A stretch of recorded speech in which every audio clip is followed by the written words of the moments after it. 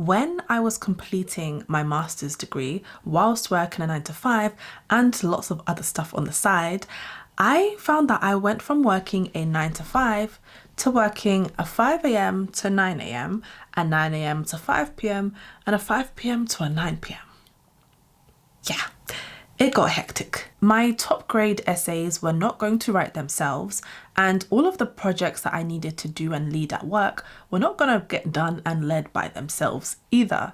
So I had to come to a particular compromise for a particular season. And that was coming to the realization that I actually had quite a bit of time after and before my 9 to 5 to get the needle moving with all of the other things, but especially my master's degree. Have just one goal after work. So in a typical work day, you should really just have 3 main tasks, 3 main goals for the day, and don't try and deviate and go above that, because that's when things get really messy, really overwhelming, really ugly, very stressful, and it just feels like you're never going to meet them. But if you prioritize properly, you can identify just 3 key tasks or goals to complete in one day. So out of those 3 goals, reserve 1 for after work. And let this be an intentional effort that you put to achieving this one goal after work.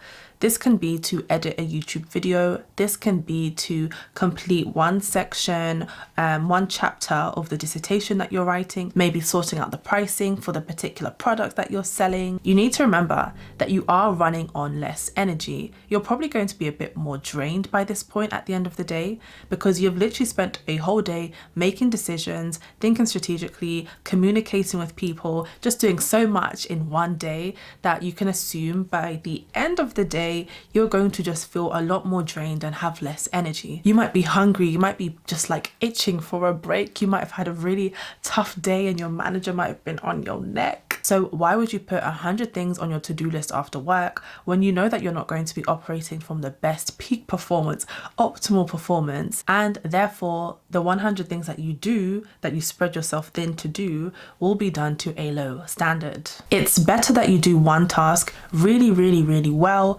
than doing maybe 6 tasks to a really low standard that you're going to have to go and revise tomorrow. Imagine if you do one task really well for your business every single day in the work week. That would mean that by the end of the month, you would have completed 20 tasks that have been done to a high standard, that have been done well, that have been done intentionally, and have only been done during your work week. This is not even thinking or including the work that you might do on the weekend for your business or your project. This is just the things that you've done in the work week. 20 tasks ticked off by the end of the month, done to a good standard? Where else are you going to get that? So out of the 3 non-negotiable tasks that you need to do in this one day, reserve one of those tasks for after work. During this time, something else that really helped me was doing a complete reset each and every time it was time to embark on a completely new phase of the day. With the early morning, I had gym, I would drive back home, and then I would start on a PRINCE2 project management course that I was embarking on. And then before embarking on phase 2 of the day, which was my 9 to 5, I would go for a walk, freshen my mind, get hit by some of the wind and the cold air, and start my work. Now for phase 3, this time was very precious. This was after my 9 to 5 was finished, so this was after work. And this time was very precious because it was reserved solely for my master's. I needed to get them top grade essays, and I needed to walk on that stage for graduation knowing I'd got the top mark in each and every essay, which I did. I would finish my 9 to 5, I would close my laptop, I would get into bed for about 20 minutes or so, just recharge, get away from work for a bit, and then I would go into the bathroom and have my second shower of the day, and this was signaling a new reset. I was signaling to my mind that we are starting another phase of the day. I have a shower every morning and it's like, okay, it's fresh, it's a new start, we're doing something new. And this shower would have the same effect. So I'd have a shower and then I would leave my house. We are going to Starbucks. From about 6 p.m. to 10 p.m, that was time reserved for my masters. The first reset was going to the gym and having a shower and getting ready for my PRINCE2 work. The second signal was going for a walk and having a drink. And then the final signal was having another shower to reset and literally change my clothes, get my backpack ready, and go to Starbucks to complete my master's work. For you, that might be having a power nap. It might be reading a book, changing clothes, going for a walk, anything that can signal that we are changing from this phase of our 9 to 5 now into something else. And I briefly spoke about this when I said that I would go to Starbucks to do my work. This is another key point. Change your environment. Honestly, get out of where you are doing your 9 to 5 and shift your mind into a completely new place. Go downstairs, go upstairs, go to a coffee shop. If you're working in the office, you might find it might be helpful to go to a coffee shop that isn't too far away from your house or from your workplace, and just getting into a completely new environment. Again, signaling that there is change, that there is something new, we're doing something different. Knowing that at the end, you'll be able to go home knowing you have done your 9 to 5, you have finished the project that you're working on, and now you can rest. And you can also treat your house as an actual place of rest, which it should be. Next is your health habits. So 9 times out of 10, the issue isn't a time issue that we don't have enough time. It's typically that we just don't have enough energy. And I'm not going to go too much into detail on this point because I do have a very comprehensive video on health habits. I think that's actually my most viewed and best performed video so far. So I feel like you might like it. So go ahead and watch that. But essentially, there are 3 things here. Firstly, move. Secondly, eat. And finally, rest. In order to ensure that we have energy and we've got all the energy to do all of these tasks in the day, we need to make sure that we're giving our bodies the best opportunity and the best chance to provide us with the best energy. So 1, move is about moving your body, going for a walk, going to the gym, lifting weights, running and doing cardio, even just going for a quick brisk walk or even just stretching, but moving your body. It's been proved time and time again scientifically that doing any sort of exercise that gets your heart racing and pumping is really good for your energy. The second part is eat. So what we are eating and what we are drinking is really important. We got to eat because we're humans and we gotta eat. But what are the things that we are eating? So we want to make sure we're not having too much processed food, oily food, ultra processed foods that are going to ultimately slow us down and make us feel like we have zero energy. We want to have foods that are whole foods, unprocessed, that are really good at giving our bodies the nutrients, the minerals, everything that it needs to help us perform at our best. The final one I mentioned was rest. Rest is so important. Yes, we can work, but we do need to have some rest. So having 6 to 8 hours of sleep is the recommended amount for adults. And for you, it might be 6. For someone else, it might be 7.5. And for others, it might be 8. You need to identify what works for you, but making sure you are sleeping and you are resting is really important for energy. We have a finite amount of energy every single day, and we need to sleep so that we can recharge and refuel ourselves for the next day. So make sure you sleep as well. Anyway, as I say, that is a quick whistle-stop tour of the health habits section.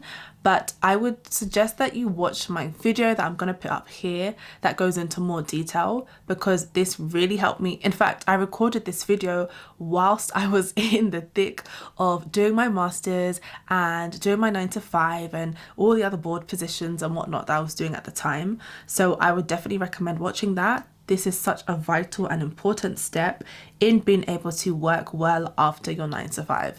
You need energy. Try swapping your after work tasks to before work. Now, hold on, stick with me. I thought this whole video was about doing work after work, but may I suggest to you, if you're finding it hard to work after work, then that makes sense. You're drained, you're tired, you're hungry. So instead of doing your studying, your projects, whatever it is after work, how about moving that and transferring that to another block in the morning before work?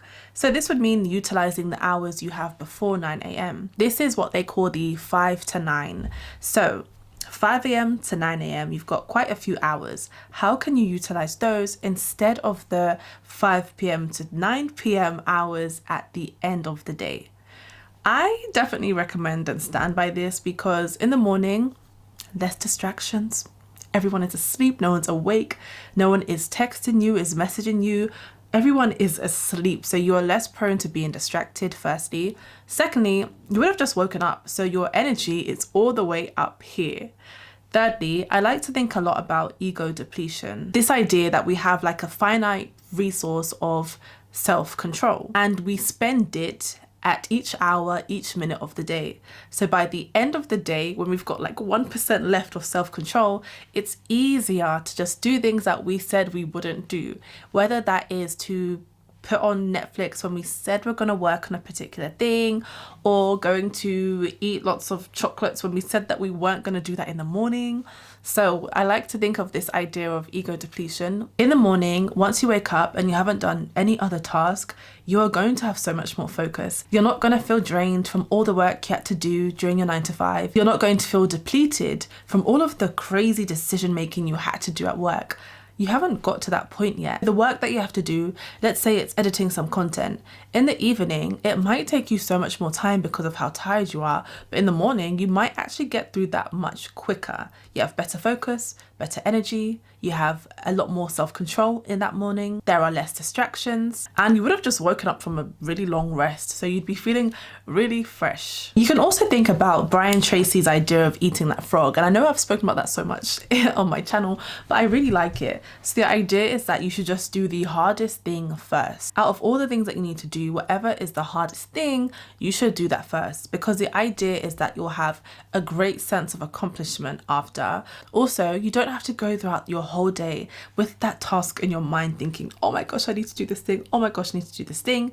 You would have already done it. You won't be dreading it because you've already finished it. So in that way, it actually helps to reduce stress as well. But at its core, why I really like this idea is because it just gives you that sense of accomplishment that can really help you set a really good tone for the rest of your day. So if you're struggling to do it after work, I hear you, I get it. How about trying to move it to before work and feeling accomplished before the day has even really started? Thank you so much for watching this video. I hope you enjoyed it. If you did, please give it a thumbs up. Let me know in the comments what you loved, what kind of habits you feel like you might implement or that you have implemented in the past. Let me know. If you liked this video, I think you will I am confident that you will absolutely love this video I've done about managing my 90-hour work week, which was during this time that I had my master's, I was a governor, I had a 9 to 5, a full-time 9 to 5.